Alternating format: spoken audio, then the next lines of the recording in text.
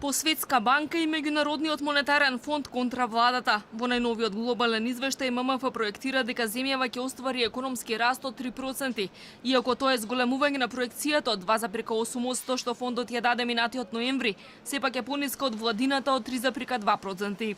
Иако тоа е зголемување на проекцијата од 2,8% што фондот ја даде минатиот ноември, сепак е пониска од владината од 3,2%. И покрај катастрофалната реализација на капиталните инвестиции од само 3,5% во првите 2 месеци, премиерот минатата недела рече дека градежните работи биле во полнек и дека она што го планирале можело и да се надфрли. Раст од 4% очекува уште во првиот квартал. За подсетување, ММФ проектира раст од 3,5% дури во 2024 година.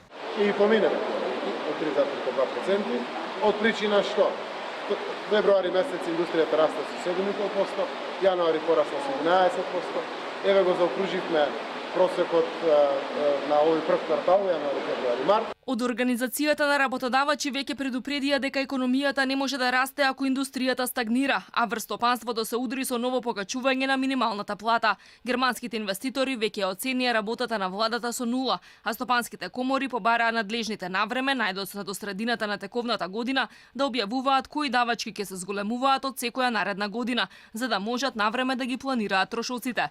Според ММФ, поголем економски раст од земјава ќе имаат Косово со 4,2%, Албанија со 3,7%, Србија со 3,5% и Бугарија со 3,3%, а понизок Црна Гора со 2,8% и Хрватска со 2,6% раст. Инаку ММФ ја намали проекцијата за глобален раст од 3,3%, што е најниска проекција од 2016 година. Причините за слабите перформанси што се очекуваат се трговските тензии како последица од излезот на Британија од Унијата, како и трговските војни на најсилните економии.